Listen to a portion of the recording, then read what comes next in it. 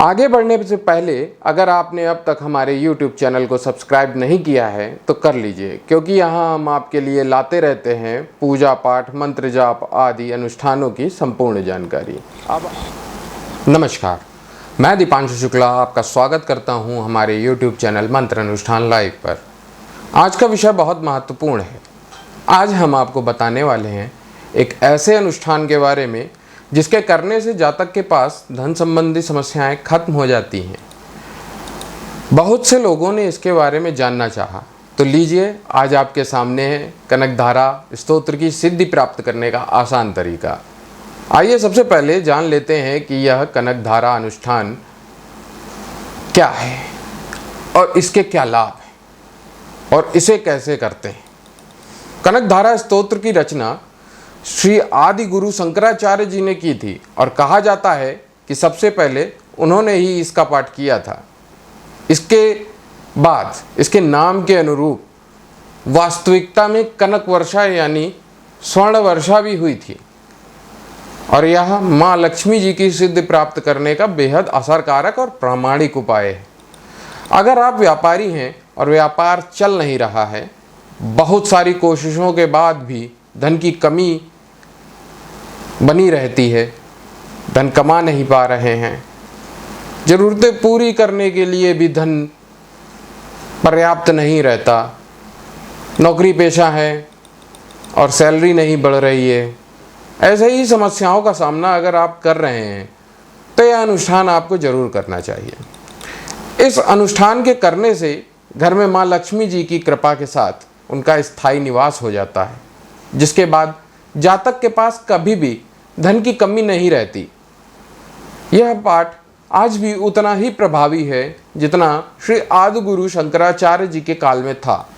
बस आपको पूरी निष्ठा और विश्वास के साथ अपने एकाग्र भाव को बनाए रखना है। इसके साथ ही आपको पाठ करने के दौरान अंतःमन में यह कल्पना करते रहना है कि दयालु माँ बड़ी वात्सल्यता के साथ आपकी पुकार सुन रही हैं और आपके निकट आती जा रही हैं और अंततः आपके घर के मंदिर में उन्होंने अपना स्थायी स्थान ग्रहण कर लिया है और साथ ही साथ निरंतर धन वर्षा भी कर रही हैं। अब जान लीजिए इस अनुष्ठान को कैसे करना है। आपको इस अनुष्ठान के लिए माता लक्ष्मी का विग्रह यानी एक मूर्ति, एक दीपक, फल, अनार हो तो सर्वोत्तम है, कमल का पुष्प, यदि संभव ना हो सके तो आप विनम्रता के साथ माता जी को मानसिक कमल का पुष्प भी भेंट कर सकते हैं। जलपात्र, आसन, धूप और मिष्ठान, सफ़ेद रंग का मिष्ठान, बर्फी, पेड़ा आदि प्रयोग में लाया जा सकता है। कब से शुरुआत करनी है?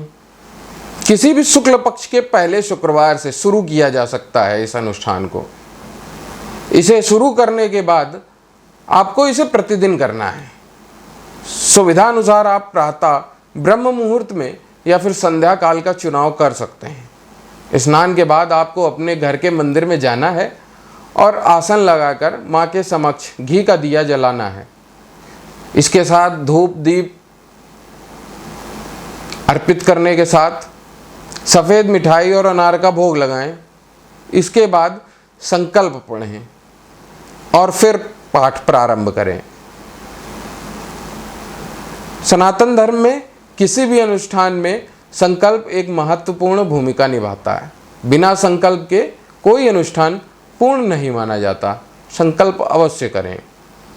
संकल्प लेने के आसान तरीके पर हमने पूर्व में एक वीडियो बनाया हुआ है, जिसे आप देख सकते हैं। वीडियो का लिंक हमने डिस्क्रिप्शन बॉक्स में डाल रखा है। आपको 108 दिनों तक प्रतिदिन एक पाठ करना है, जिसके बाद यह स्तोत्र आपको सिद्ध हो जाएगा। इसकी सिद्धि के बाद आपको प्रतिदिन इसका एक पाठ करते रहना है, जिससे यह स्तोत्र प्रभावी बना रहता है। इस स्तोत्र के सिद्ध होने के बाद यदि आप इसके परिणामों में वृद्धि करना चाहते हैं तो आपको इसे दिन में 3 बार सुबह शाम पूजा के समय मंदिर में और दोपहर के समय भोजन से पूर्व एक पाठ कैसे भी और कहीं भी कर लेना है। आप इस अनुष्ठान का प्रारंभ करेंगे, उसके कुछ दिनों के ही अंदर इस अनुष्ठान का प्रभाव दिखने लगेगा और आप संख्या में जितना अधिक पाठ करेंगे उतना ही अधिक इसका प्रभाव आपको देखने को मिलेगा। पाठ करने के दौरान आपको अपने मन को एकाग्र रखते हुए माता का वैसे ही स्मरण करना है जैसे मैंने आपको पूर्व में बताया। माता आपके कष्टों को जरूर दूर करेंगी। जय लक्ष्मी माँ। सनातन धर्म की पूजा पद्धतियों से जुड़े रहने के लिए सब्सक्राइब कीजिए हमारे चैनल मंत्र अनुष्ठान लाइव को। यहाँ आपको मिलती रहेगी पूजा पाठ अनुष्ठान की संपूर्ण जानकारी।